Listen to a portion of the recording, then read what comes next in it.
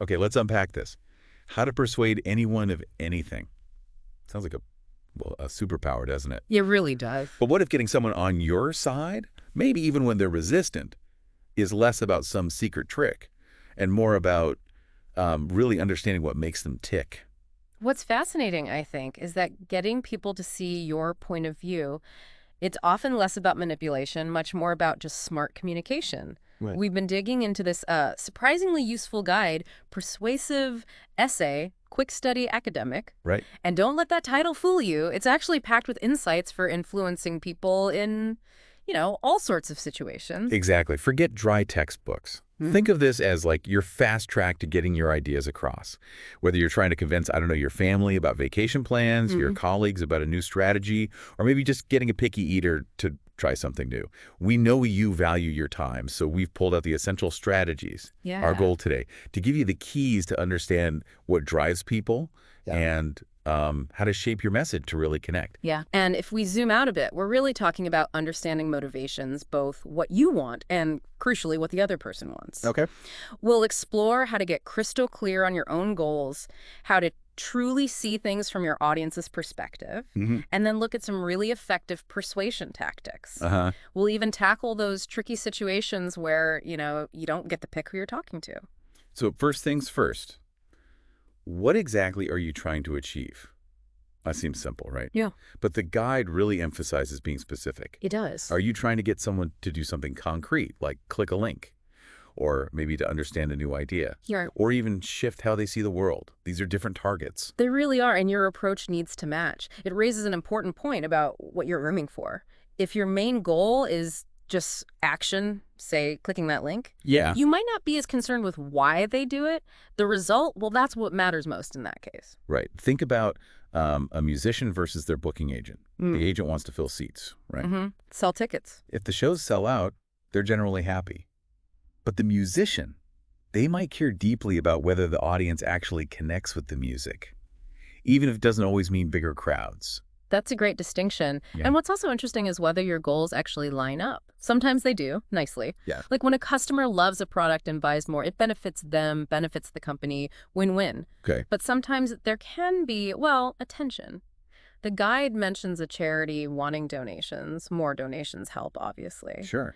But the focus should ideally be on the cause itself, not just the financial gain. There's an ethical dimension there. Absolutely. And it's not always some big conflict either. Sometimes it's just about priorities. The guide suggests a useful tip. Know your must-have versus your nice-to-have. Yes. The backup plan. Exactly. A backup plan isn't admitting defeat. It's strategic flexibility. What do you need to achieve? And maybe what would be a good second best if that top goal isn't reachable? Having that clarity in mind beforehand can really help you adapt on the fly. Okay, so you're clear on what you want. The next vital step, according to the guide, is understanding your target audience. This is huge. The guide stresses that pretty much all your persuasion choices depend on knowing who you're talking to and what success looks like to them. Exactly. You've got to try and put yourself in their shoes. Why are they even listening? Are they just being polite? Hoping to get something out of it? Or maybe they're truly open to new ideas or even questioning what they already believe. The more invested they are, the better your chances of really persuading them. And it's key to figure out how much effort they're actually willing to put in, isn't it? Definitely. If they've come to you for information, they're probably more open, right? You can take a bit more time, make your case. Makes sense. But if you're trying to persuade someone who isn't actively seeking your input, think about someone just browsing online versus someone you've approached directly. Yeah, like on the street. Exactly. You need to grab their attention fast, give them strong reasons to stick around. That first impression is critical. And it's not just about their initial interest level, is it? You also need to get a sense of how they feel about you. Right. Are they naturally suspicious, neutral, or maybe already inclined to agree with you? And crucially, do they see your interests as being aligned with theirs?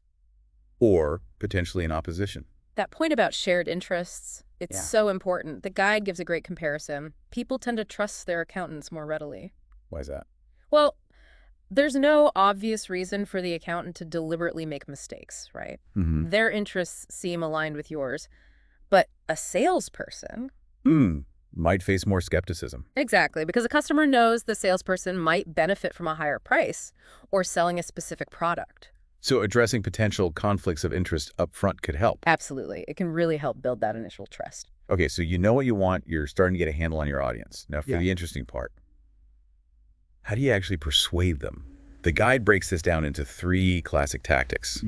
Logic, credibility, emotion. Let's dig into those. Right, the classic appeals. Logos, ethos, pathos. Okay. So appealing to logic logos is about using reason, evidence, data. Yeah.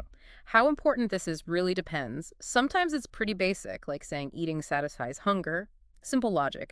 Other times it's the main event, like a utility company deciding maybe solar panels are the most logical, cost-effective energy solution based on the numbers. Or presenting data to your boss to back up a proposal. That's LODOS. Exactly. Then there's ethos, appealing to credibility. This is about building trust, showing why you should be believed. How do you do that? Well, sharing relevant experience before making a suggestion builds ethos.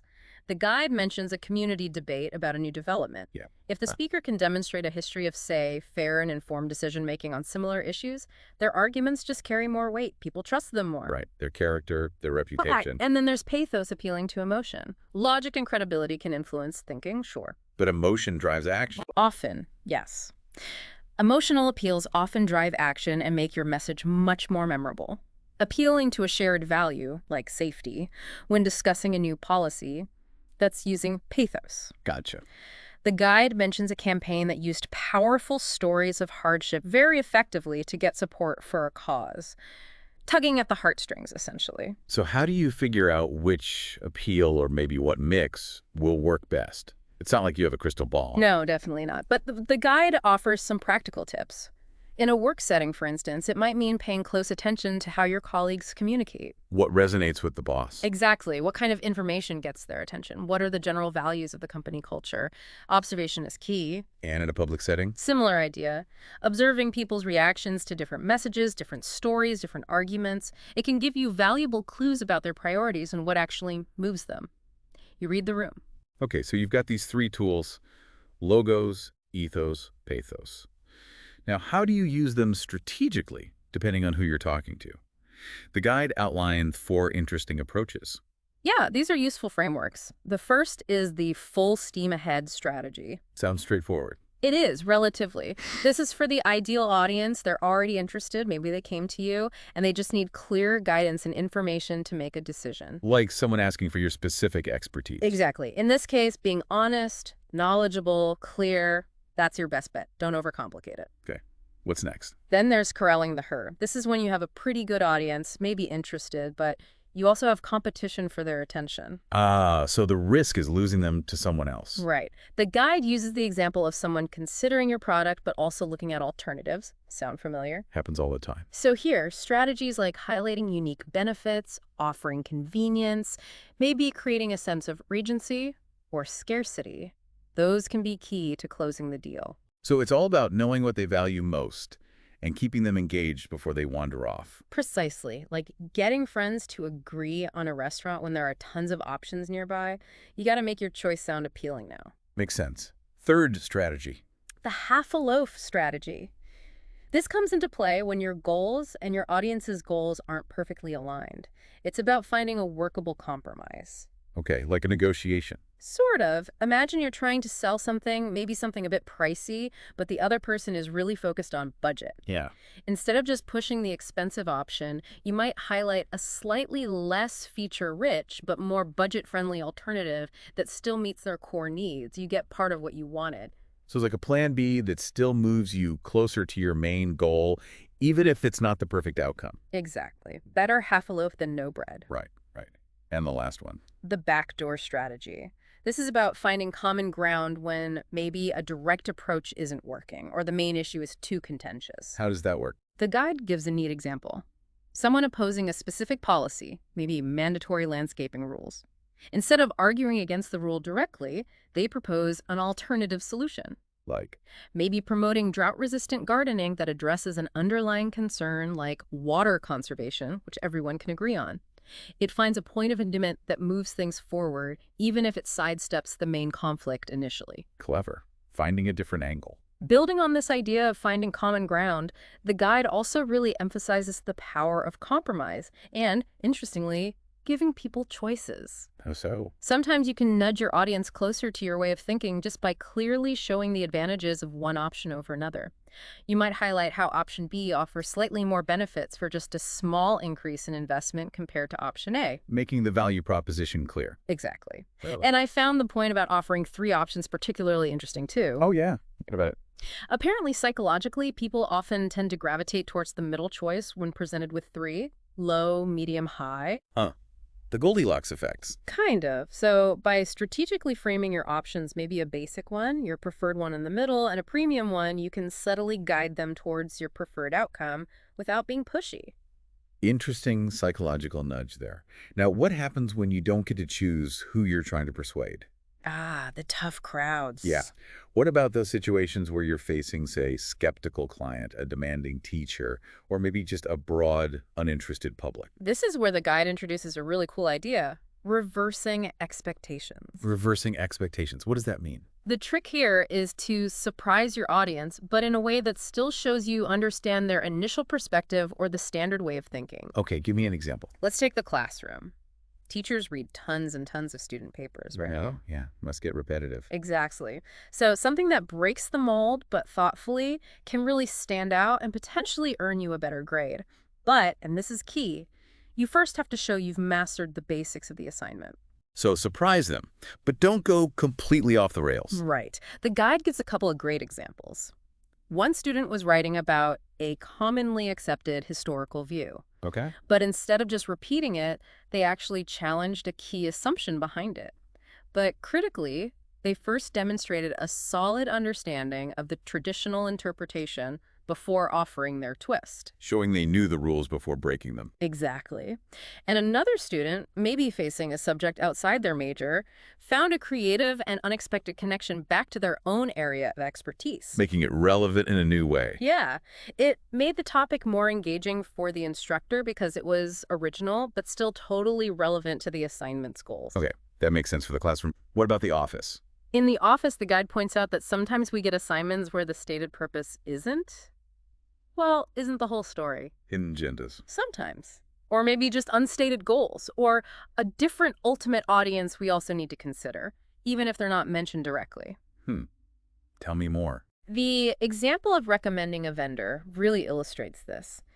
Your direct boss might be focused on, say, price and ease of working together. Pretty standard. But maybe upper management, who actually make the final call, they might have different priorities. Maybe long-term stability, fewer errors, vendor reputation. Ah, so you need to think about who the real audience is. Right.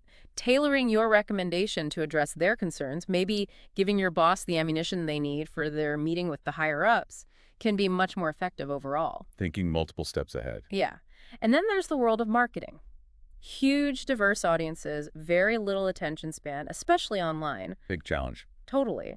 The guide suggests that when your product isn't easily distinguishable from competitors think, like tires or something, Yeah, lots look the same. you need to educate potential customers quickly, maybe offer incentives, guarantees, demonstrations, something to lower the risk of trying it. Makes sense. What if reach is the problem? If you're facing limitations in who you can reach, maybe you sell something very regional like windmills or local services, then focusing your efforts on specific local communities, targeted advertising, that can be a much more effective strategy than trying to shout into the void, hoping everyone hears you. Be specific about where you spend your energy. Exactly.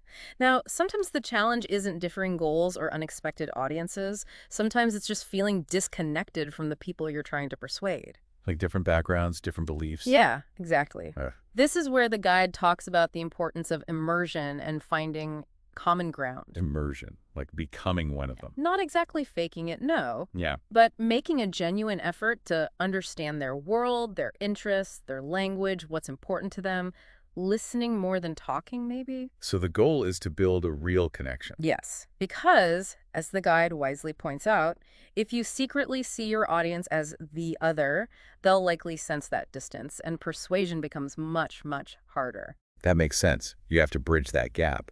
And finding common ground is key there. Absolutely. Even when you seem to have very little in common on the surface, There are often shared values or concerns you can tap into. Like what? The example of finding a shared commitment to preserving a local park, even between people with maybe very different political views. That's a great illustration. They might disagree on why it's important, but they agree that it's important. Finding that shared value. And sometimes, maybe counterintuitively, the most powerful common ground can be a shared opposition to something. A common enemy. Kind of. Identifying something you both object to, maybe a negative development, an unfair policy, can create a surprising bond and unite people who might otherwise disagree on lots of things. Interesting tactic. Huh? Okay, so relating is important.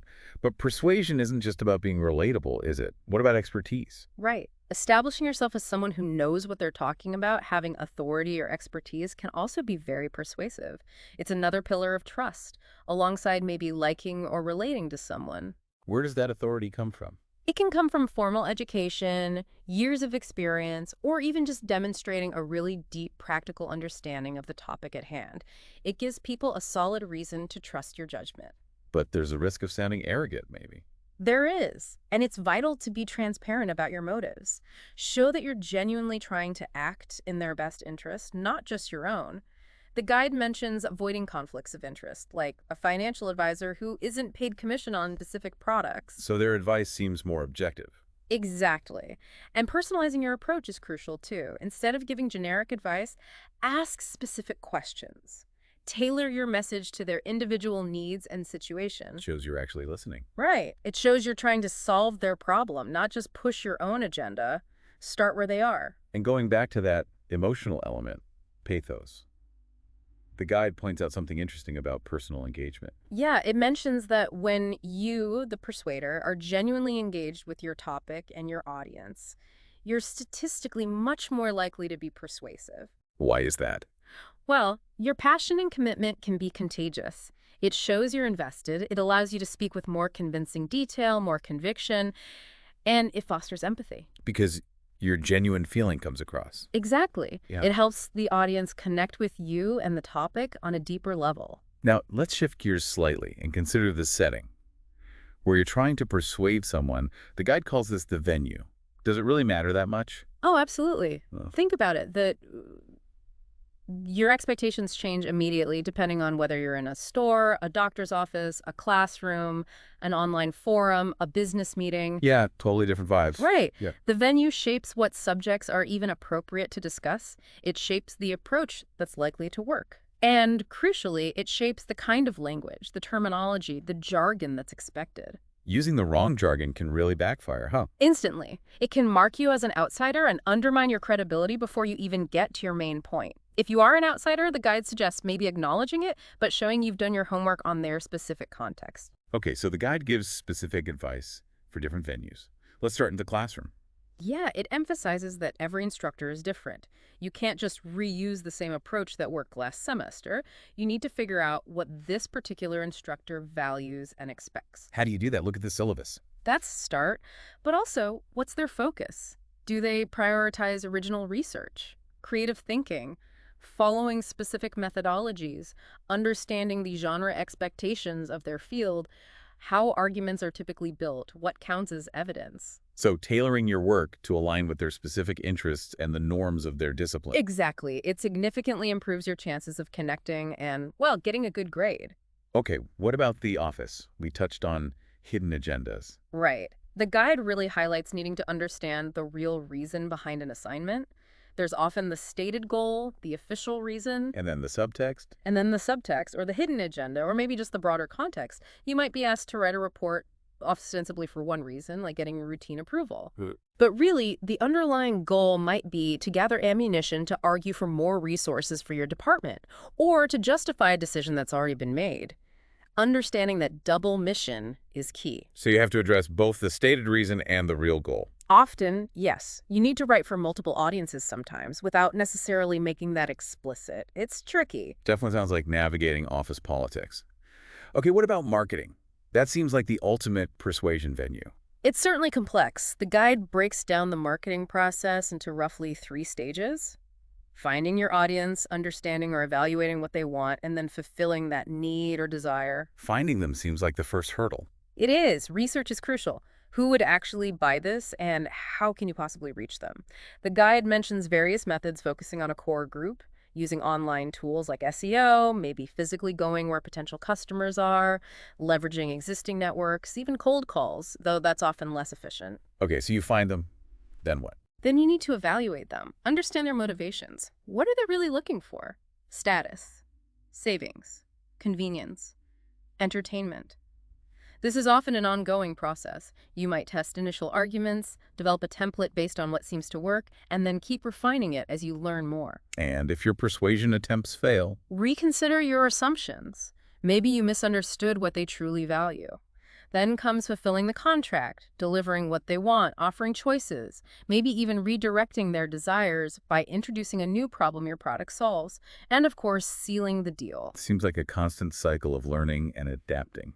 It really is in marketing. Yeah. Finally, the guide briefly touches on persuading special interest groups. Like hobbyists or enthusiasts. Exactly. With these groups, speaking their specific language, making insider references, and demonstrating a genuine understanding of their shared passions and values, that's absolutely essential for gaining influence. You have to show you belong, or at least understand their world. Precisely. And that brings us to a really important point the guide makes about how you actually sound your diction.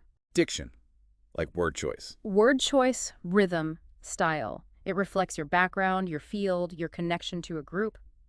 Audiences, the guide stresses, can instantly recognize when you don't quite sound like one of them. So what do? Try to imitate them. Probably not, unless it comes naturally. That can backfire and sound fake. The better approach is to listen carefully to their diction, understand their lingo, maybe pick up a few natural local phrases if appropriate. The goal is understanding and connection, not mimicry. Avoid language that seems off-putting or confusing. Exactly. Avoid strangering yourself, as the guide puts it. Explain unfamiliar terms if you have to bring them in from another field, but also don't over-explain common terms within their field that can sound condescending. It's a real balancing act. And what of your own natural diction? Good question. The guide suggests listening to your own speech patterns, too. Are you using unconscious idioms, metaphors, maybe cultural references that your audience won't get or might find inaccessible? Like referencing something from before they were born. Yeah, or using heavy jargon from your specific field without explanation. Sometimes that might be okay depending on your goals, but often, especially if you're selling something practical like batteries to everyday consumers, you must convince them you understand their concerns in their language. Don't talk like a specialist if they're focused on price and practicality. Adapt your language to the listener and the context. Got it. Okay, this has all been incredibly helpful, really practical stuff. But the guide wraps up with a truly fascinating case study. Yes, the ultimate challenge. How to persuade people to buy trouble. Yes, you heard that right. Trouble. It sounds absurd, right? But what's so insightful about this hypothetical example from Trouble, Inc. is how it pushes the boundaries of persuasion. How do they even start? Well, first, they have to acknowledge the obvious skepticism, show they're sane, that they know nobody actually wants trouble. That builds immediate rapport. Okay, disarm them a bit. Exactly. Then they build a series of creative, maybe slightly tongue-in-cheek arguments. The initial safe one. Trouble is inevitable anyway, might as well face it. Can't argue with that entirely. Then they get more creative. Arguments like prevention, buy a small bit of trouble now to ward off worse trouble later, like an inoculation. Or preparation small doses now get you ready for the big stuff. They even use analogies and cite authorities humorously. Well, They suggest gifting it to someone you don't like. A real, if mischievous, appeal. Or using it as a novelty conversation piece at parties. It's ridiculous, but follows a kind of logic. so they're reframing it completely. Totally. They even demonstrate using the product, address potential objections, highlight alternative uses like revenge or cranks. It's all done with this light conversational humorous tone. It really highlights the power of that tone, doesn't it? And connecting with the audience by acknowledging how they must feel. Absolutely. Making concessions, building on safe assumptions, using visual imagery, comedy, rhetorical questions, it pulls out all the stops. Yeah. And it leads to a clear call to action, showing how even the most undesirable thing could potentially be presented in a way that sparks interest. A masterclass in reframing, really. Definitely a fun thought experiment in persuasion. So to recap then, wow, we've really dug deep into the art, maybe the science of persuasion today. We've looked at how absolutely vital it is to know your own goals and, just as importantly, understand what motivates your audience. Getting inside their head, seeing it from their perspective. We've explored using those key tools, logic, credibility, and emotion logos, ethos, pathos effectively, and how to adapt your strategies depending on the audience type and the specific situation. Right, those different approaches like full steam ahead or half a loaf. And we talked about the surprising importance of the setting, the venue, and even the specific language you use, your diction. And hopefully you listening can now see that these persuasion tactics aren't just for, formal presentations or big sales pitches. They're incredibly relevant in so many everyday interactions. That's a great point. Think about how you can apply the idea of finding common ground in your next family discussion, or how understanding someone's underlying needs, not just what they say they want, can help you communicate more effectively at work. It changes how you approach conversations, doesn't it? It really does. And maybe think back to that Wild Trouble Inc. example for a final thought.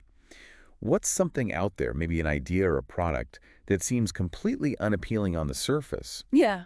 but that you could potentially reframe? Yeah, what assumptions could you challenge to shift someone's perspective, even just a little? This deep dive into persuasion, it really shows us that by truly understanding what drives people and by carefully tailoring our message to connect with them, but we can probably be far more influential than we ever thought possible.